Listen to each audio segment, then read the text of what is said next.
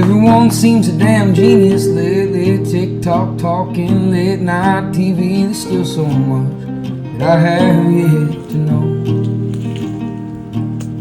Get dressed up just to go downtown in some ego-filled late night crowd. It seems that's where I feel most alone.